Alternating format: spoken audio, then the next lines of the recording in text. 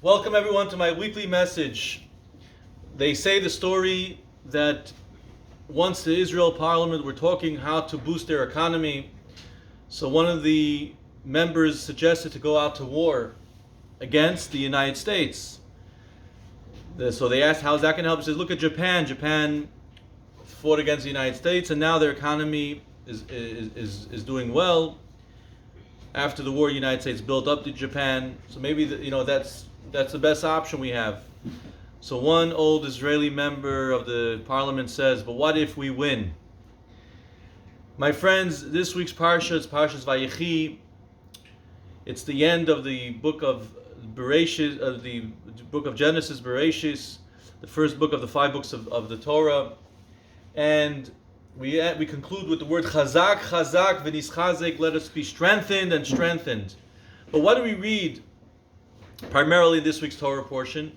We read how Jacob comes to Egypt for the last 17 years of his life, and how he blesses his children. He blesses Joseph's children who were born in Egypt, and he blesses his own children right before he passes on, and he instructs Joseph to carry his remains to the land of Israel and be buried in the Ma'arat HaMachpelah, in the cave where his father Isaac and mother Rebecca are buried, and his grandparents Abraham and Sarah are buried.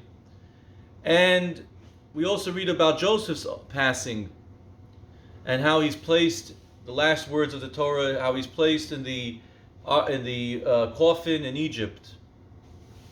So the question is, how is that encouraging? How is that something that we gain strength from?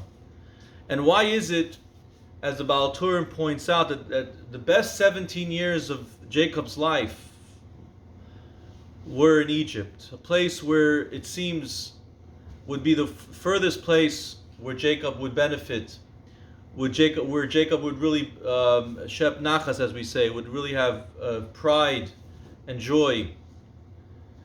And why is it that Jacob singles out Menashe and Ephraim, the two sons of Joseph, to be blessed with having the privilege of being considered their own tribes, and also that he blesses them, and a blessing that till today we recite when we bless our children, that we should place our children like Menashe and Ephraim, that Hashem should bless them as Menashe and Ephraim. So the answer to all these questions is very simple. That from the greatest darkness, from the greatest despair, comes the greatest light and hope. It was precisely in Egypt, a place of darkness, from any spirituality, from the place of any holiness, from any sanctity, that Jacob and his family were able to establish the Jewish nation. And that from there came forth our people. And this is, my friends, this is the message, that from the greatest challenges in life comes out the greatest opportunities, the greatest blessings, and the greatest success. Every businessman knows this, that when one has the most challenging times, from there comes the greatest opportunities for success.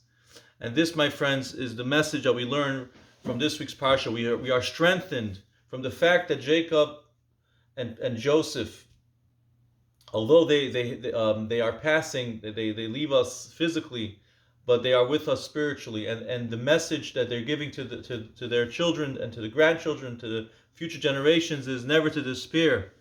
That within Egypt, you have your success.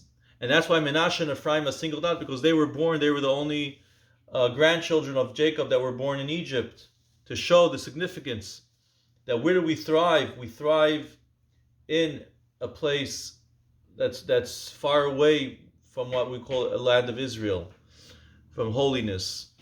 And that's why we have exile, and that's why we find ourselves still in exile close to 2,000 years, because precisely in the exile we're going to bring out the greatest light. In America or around the world, we find Jewish communities thriving and bringing tremendous light. This is precisely the message that Jacob and Joseph are imparting with us, that we have to bring light wherever we are, and hopefully we'll do our part in completing this long exile and bringing about the times of Mashiach very soon. I want to wish everyone a wonderful Shabbos. Candlelighting for the New York metropolitan area for Friday, January 1st is at 4:23. We're having Mincha services at 4:30. Try to make it tonight, followed by Kabbalah Shabbat. Tomorrow morning, our class on the Torah portion at 9:30 a.m. We have services at 10 a.m. We have a wonderful Kiddush sponsored by Edward Feldman and Herman Hershkovitz in memory of Edward's father-in-law, Baruch Ben Chaim, Olav Shalom, whose yahrzeit is today, the 17th of Tevet. And by the way, 17 also is a number of significance. It's the gematria of Tov, of goodness, like the 17 years of Jacob's last years in Egypt. I forgot to mention that. So we have the yahrzeit of Baruch Ben Chaim, Eva Feldman's father. This today was the Kiddush is being sponsored. Also, memory of Herman Hershkovitz's mother, Sarah Bas Shimon Eliyahu, whose yahrzeit is the 20th, Sunday night, the 20th of Tevet. The same, the yahrzeit of the Rambam.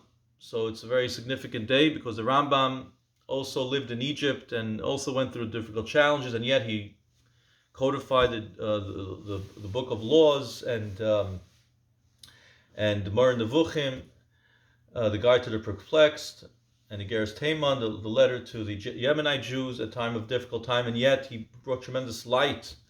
Even living in the very difficult period in history, he was able to bring so much light and meaning and Torah to the world. So that's Sunday night, the 20th of Tevet. I want to mention the very special Kiddush. We have following Mincha, which is approximately 12:20, and then we'll have also Shabbos ends at 5:26. We'll have Ma'ariv at 5:45, 5:45. Sunday morning service 8 a.m. followed by the socially distant breakfast. And also, I want to mention that Motzei Shabbos, we're going to have our children's program at 6:45 this week. 6:45. Shabbos ends at 5:26, so 6:45 we're having a special children's program with pizza and raffle prizes. A lot of exciting things. So please join us for that. Children and parents are welcome. And Tuesday night class, Talmud class, God willing, this week at 8:30 p.m. via Zoom. And Thursday night class, a Torah class on the Torah portion at 8:30 p.m. via Zoom as well. Wishing everyone a Shabbat Shalom and all the best.